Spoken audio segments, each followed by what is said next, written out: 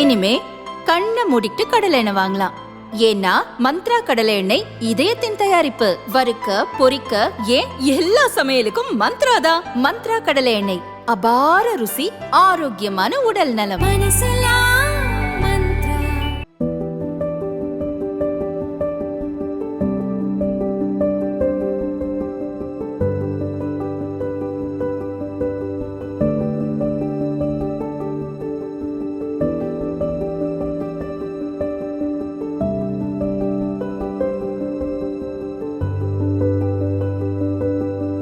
கண்கவர் பூ பூக்கும் மரங்களில் ஒன்று ஆப்பிரிக்க துலிப் மரம்.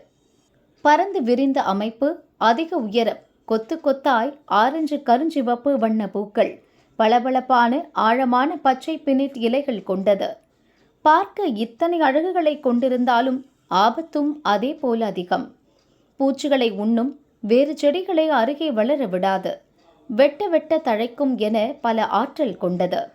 பல தேசங்களில் தடை செய்யப்பட்ட இம்மரம் இந்திய சாலைகள் வனத்துக்குள் மெல்ல மெல்ல குடியேறி வருகிறது. வேறு என்னென்ன தாக்கம் இந்த மரத்தால் இருக்கிறது, இதன் தீமைகள் என்ன என்பது குறித்து கோவையில் உள்ள மத்திய அரசின் வன மரபியல் நிறுவனத்தின் விஞ்ஞானி ராஜசேகரன் நம்மிடம் பகிர்கிறார். சார், நமது வன மரபியல் அண்ட் மரப்பெருக்கு நிறுவனம் பார்த்தீங்கன்னா இந்திய அளவில் ஒரு Indian council of forest research and education அப்படிங்கிற ஒரு ஆர்கனைசேஷனில் ஒரு 9 இன்ஸ்டியூட் இருக்குது. இது அதுலேருந்து இது ஒரு one of the institute, regional institute.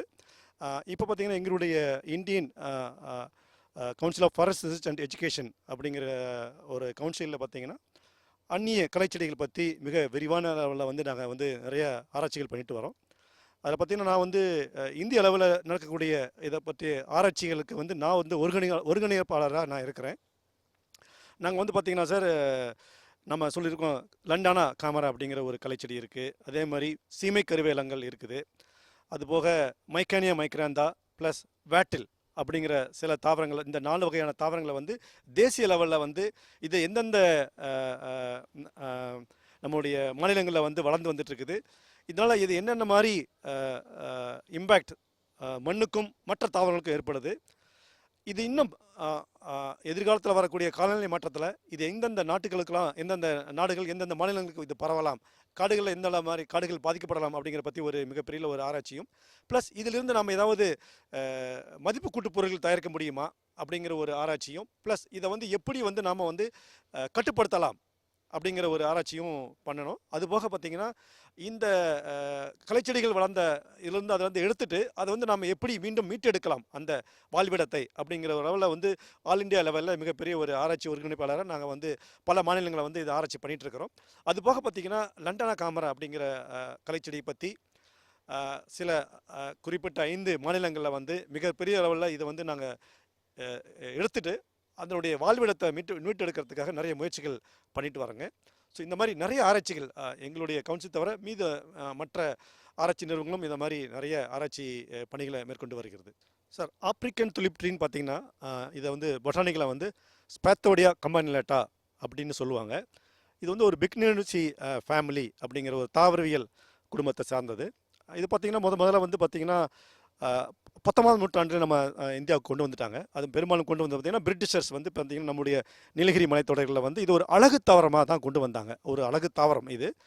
இது பார்த்திங்கன்னா இதனுடைய மரத்தில் பார்த்திங்கன்னா வச்சு நம்ம ஒரு சிவப்பு நிறத்தில் பூக்கள் வந்து கொத்து கொத்தாக பூக்கும். ஆனால் இது அழகு மரமாக கொண்டாந்து நட்டுருக்காங்க. பெரும்பாலும் வந்து சில தேயிலை தோட்டங்களிலும் காஃபி தோட்டங்களிலும் மற்றும் வந்து சாலை ஓரங்களிலும் வந்து நிறைய நட்டுருக்காங்க.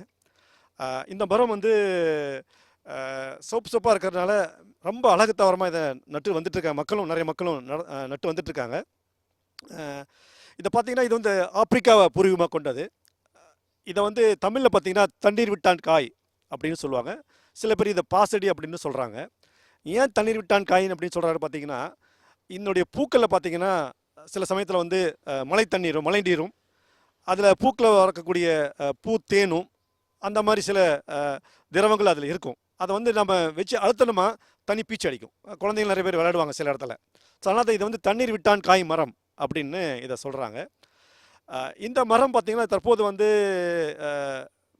நான் ஏற்கனவே சொன்ன மாதிரி நிறைய நகரங்களிலும் காட்டுத்தின் ஓரங்களில் நட்டு வந்துட்டுருக்காங்க. காட்டுக்குள்ளே இந்த மரங்கள் வந்து யாரும் நம்ம இது வரைக்கும் பார்க்கல. ஆனால் சமீப காலத்தில் பார்த்திங்கன்னா இது வந்து பெரும்பாலும் காட்டின் ஓரங்களில் நட்டுப்பட்டக்கூடிய மரங்கள் இருந்து இது பரவ தொடங்கி இருக்குது. மிகப்பெரிய அளவில் தாக்கங்கள் இல்லாமல் குறைந்த அளவு தாக்கங்கள் இப்போதைக்கு இருக்குது. பட் இன்னும் எதிர்காலத்தில் இன்னும் அதிகமாகலாம் அப்படின்னு நாங்கள் எதிர்பார்க்குறோம். விதைகள் வந்து பார்த்திங்கன்னா ஒரு காயில் தான் இருக்கும். அந்த ஒரு காயில் வந்து ஏகப்பட்ட விதைகள், ஒரு ஆயிரக்கணக்கில் விதைகள் இருக்கும். இந்த விதைகள் வந்து காற்றின் மூலம் பரவக்கூடியது. பார்த்திங்கன்னா ரொம்ப மெலிசான ஒரு விதை இருக்கும். அந்த விதையை சுற்றி சின்ன ஒரு நரம்பு மாதிரி இருக்கிறதுனால அதிலிருந்து இது வந்து பரவக்கூடியதுங்க. காட்டில் மூலமாக பரவக்கூடியது. காட்டில் மூலம் பரவக்கூட மிக அதிக தூரம் பரவுறதில்லை. ஒரு 100 மீட்டர் ஒரு மரம் இருந்ததுன்னா அதுலேருந்து ஒரு 100 மீட்டர் சுற்றுப்புறத்தில் வந்து இது பரவக்கூடியது. அதுபோக இதை வெட்டினாலும் இதிலிருந்து பக்கவாட்டு கிளைகள் வந்துக்கிட்டே இருக்கும். ஆனால் இந்த மரத்தை வந்து பெரிய மரத்தை வந்து வெட்டி சாவடிக்கிறது அவ்வளோ வந்து ஈஸியான செயலே இல்லை. ஆனால் நான் சொன்ன மாதிரி விதைகள் காற்று மூலம் வந்து அடுத்த இடத்துக்கு பரவி எங்கெல்லாம் வந்து ஓப்பன் ஏரியாஸ் இருக்குதோ அங்கெல்லாம் போய் இது முளைத்து வளர்ந்து மரம் ஆகிட்டு இருக்குது ஒரு சில இடத்துல. ஸோ அப்போ என்ன ஆகுதுன்னா, இது வளர வந்து இதனுடைய ஷேடில் வந்து மீதி தாவரங்கள் வளர முடியாமல் போயிடும். அந்நிய தாவரங்கள் வந்து நம்ம நாட்டு தாவரங்களை வந்து வளர முடியாமல் அந்த இடத்த இது ஆக்குபை பண்ணியிருக்குது. அதுபோக பார்த்திங்கன்னா மண்ணில் இருக்கக்கூடிய நியூட்ரியன்ஸையும் இதை வந்து உறிஞ்சி எடுத்துக்குது. அதனால் நம்முடைய நாட்டு தாவரங்களுக்கு வந்து அந்த நியூட்ரியன்ஸ் கிடைக்கிறதுல சில சிரமங்கள் இருக்குது. ஏற்கனவே சொன்ன மாதிரி இது வந்து ஷேடு கொடுக்கறனால ஷேடு கீழே நிறைய செடி கொடிகள் வளராது. இப்போதைக்கு இந்த மரம் வந்து மிகப்பெரிய அளவில் தாக்கத்தில் ஏற்படுத்தினாலும் இப்போ நம்ம இதை வந்து நம்முடைய கட்டுக்கோப்பில் வச்சுக்கலைன்னா இது நம்மளை கை மீறி போகிறதுக்கு வாய்ப்புகள் இருக்குது. மீண்டும் காட்டுக்குள்ளே இது வந்து நுழையிறதுக்கு வாய்ப்பு இருக்குது. இப்போதைக்கு வந்து காட்டின் ஓரங்களில் இது வந்து நம்ம காண முடியுது. இது நான் ஏற்கனவே சொன்ன மாதிரி இந்த விதைகள் வந்து முளைத்து காட்டின் ஓரங்களில் வளர ஆரம்பிச்சிருக்குது ஒரு சில இடத்துல. பட்டு மிக அடர்ந்த காடுகளில் வந்து நம்ம இன்னும் இதை பார்க்கல. பட் இதே நிலைமை அப்படின்னு நம்ம இதை கட்டுக்கோப்பில் இதை கட்டுப்படுத்தவில்லை என்றால் இது வந்து இன்னும் பரவறதுக்கு வாய்ப்புகள் இருக்குது. அதுபோக பார்த்திங்கன்னா இதில் வந்து இந்த பூவில் வந்து பார்த்திங்கன்னா நான் சொன்ன பற்றி தண்ணீர் இருக்குன்னு சொன்னேன். அந்த தண்ணியில் வந்து ஒரு திரவம் இருக்கும். பெரும்பாலும் ஒவ்வொரு தாவரம் பார்த்திங்கன்னா அதை வந்து சில அதோடைய தற்காப்புக்காக சில டாக்ஸிக் கெமிக்கலை வந்து செக்ரேட் பண்ணும். அதுபோக இதனுடைய அந்த பூவில் பார்த்திங்கன்னா சில டாக்ஸிக் கெமிக்கல்ஸ் நெக்டார்லேயும் சில இருக்கும். அதை வந்து பார்த்திங்கன்னா ஒரு சில பூச்சிகள் நம்ம போய் அந்த சமயத்தில் சாப்பிட்டு அதை மயங்கி அதில் அந்த டாக்ஸிக் சிட்டினால அது வந்து செத்து அந்த பூக்குலேயும் நீங்கள் நிறைய டைம் பார்க்கலாம். அந்த பூக்குலேயே சில பூச்சிகள் வந்து செத்து இருக்கும். அதனால் இது ஒரு பாய்சனஸ் ட்ரீ தான். மிகப்பெரிய லெவலில் வந்து பூச்சிகளை வந்து தாக்குதல் ஏற்படுத்தலாம். சில மிக குறுகிய அளவில் வந்து இதை வந்து தாக்கத்தை ஏற்படுத்தும் பூச்சிகளில். இது பெரும்பாலும் பார்த்திங்கன்னா இதை வந்து இந்த தாவரம் வந்து பறவைகள் மகரந்த சேர்க்கை செய்கிற மாதிரி தான் இதனுடைய பூக்கள் இருக்கும். பூவை பார்த்திங்கன்னா ஒரு பெல் ஷேப்பில் இருக்கும். ஒன்லி இந்த தேன் சிட்டு அப்படி சொல்கிற மாதிரி சில பறவைகள் தான், குறிப்பிட்ட பறவைகள் தான் இதை போய் இதை மகரந்த சேர்க்கை பண்ணும். அப்போ மகரந்த சேர்க்கை பண்ணும் போது தான் இதில் வந்து விதை உருவாகும். விதை உருவாகி நான் ஏற்கனவே சொன்ன மாதிரி ஒரு காயில் இருக்கும். அந்த காய் வெடித்து சிதறும் போது தான் அந்த விதைகள் வந்து பரவும். அதனால் மிகப்பெரிய அளவு தாக்கங்கள் இப்போதைக்கு இல்லை. நார்மலாக இருக்க சொல்ல பார்த்திங்கன்னா அந்நிய தாவரங்கள் பார்த்தீங்கன்னு வச்சிங்களேன், நம்ம நாட்டில் நிறைய அந்நிய தாவரங்கள் கொண்டு வந்து நம்ம நட்டிருக்கோம். எல்லா அந்நிய தாவரங்களும் வந்து பாதிப்பை ஏற்படுத்தாது. சில தாவரங்கள் பார்த்திங்கன்னா 10ல் 1 சொல்லலாம், இல்லை 100ல் 1 கூட சொல்லலாம். அந்த மாதிரி தாவரங்கள் தான் நம்ம வந்து, அதாவது எந்த ஒரு தாவரமும் வந்து முதல்ல வந்து நம்ம நாட்டில் நடும்போது அது நட்டு திருப்ப அந்த இடத்துல நேச்சுரலைஸ் ஆகும். அதுக்கப்புறம் அது பூத்து காய் காத்து அதுக்குரிய பாப்புலேஷனை உருவாக்கினா மட்டும்தான் அது தாக்கத்தை ஏற்படுத்த முடியும். அப்படி எல்லா தாவரங்களும் ஏற்படுத்துறது இல்லை. நீங்கள் ஒரு கேள்வி கேட்டீங்க, வந்து தாவரங்கள் வந்து காட்டில் இருக்கிற ஈரப்பதத்தை வந்து உறிஞ்சுமான்னு கேட்குறீங்க. அந்த மாதிரி அமைப்புகள் மிகப்பெரிய அளவில் தாவரங்களில் இல்லை. ஒரு சில தாவரங்களில் மட்டும்தான் அந்த மாதிரி அதனுடைய அடாப்டேஷன் அமைப்பு இருக்குது. எல்லா தாவரங்களாலையும் அந்த மாதிரி காட்டில் இருக்கிற இதை வந்து எடுக்கக்கூடிய இது இல்லை. நீங்கள் மரங்களே அது மாதிரி இல்லைன்னே சொல்லலாம். மிக சில தாவரங்கள் இருக்குது. அது மேபி பார்த்திங்கன்னா இலைகள் மூலமாகவும் சிலது எடுக்கலாம். பட் அது வந்து அதனுடைய அளவு வந்து மிக மிக குறைவு. காட்டில் இருக்கிற ஈரப்பதத்தை வந்து உறிஞ்சிருங்கிற அமைப்பு வந்து தாவரங்களில் பெரிய அளவில் இல்லை. ஆனால் இலைகளை படியலாம், இலைகள் மூலமாக அது எடுக்கலாம். பட் அது உறிஞ்சாது, காட்டில் இருக்கிறது ஈரப்பதத்தை உறிஞ்சாது. சார், நிலத்தடி நீர்மட்டத்தை வந்து பார்த்திங்கன்னா வச்சிங்களேன், இந்த துளிப்பு மரம் பார்த்திங்கன்னா பெரும்பாலும் ஒரு எவர்கிரீன் ட்ரீன்னு சொல்லலாம். இது ஓரளவுக்கு வேகமாக வளரக்கூடிய மரங்கள் தான். ஸோ எந்த மரமால் வளர்னாலும் அதுக்கு வந்து நீர் தேவை. அது மாதிரி இந்த மரமும் வந்து நீர் தேவை எடுக்கும். பட் இது வந்து நிலத்தடி நீர்மட்டத்தை வந்து பாதிக்கும் அப்படிங்கிற அளவு சொல்கிற அளவுக்கு மிகப்பெரிய தாக்கம் இதில் இருக்கிற மாதிரி நான் நினைக்கல.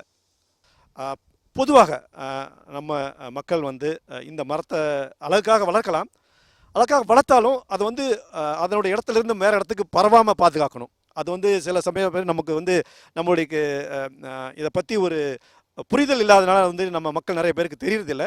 ஸோ இப்போ இந்த ஒரு செய்தி மூலமாக நான் இதை சொல்ல என்ன விரும்புகிறேன்னு நினைக்கிறேன்னா, மக்கள் வந்து இது கூடுமான வரையிலும் அழகுக்காக இந்த மாதிரி அந்நிய நாட்டு தாவரங்களை வந்து வளர்க்குறத வந்து கூடுமான வரையில் தவிர்க்க வேண்டும். முதலாவது, இப்போ ஏற்கனவே இருக்கிற மரங்கள் இருந்துச்சுன்னா அதை அதிலிருந்து வேற மரங்கள் பரவாமல் வேற இடத்துல வந்து இந்த மரங்கள் முளைத்து பரவாமல் இருக்கிறதுக்கு வந்து மக்கள் வந்து அப்படி பரவாமல் தெரிஞ்சு அதை வந்து அவர்கள் உடனடியாக அதை களையலாம்.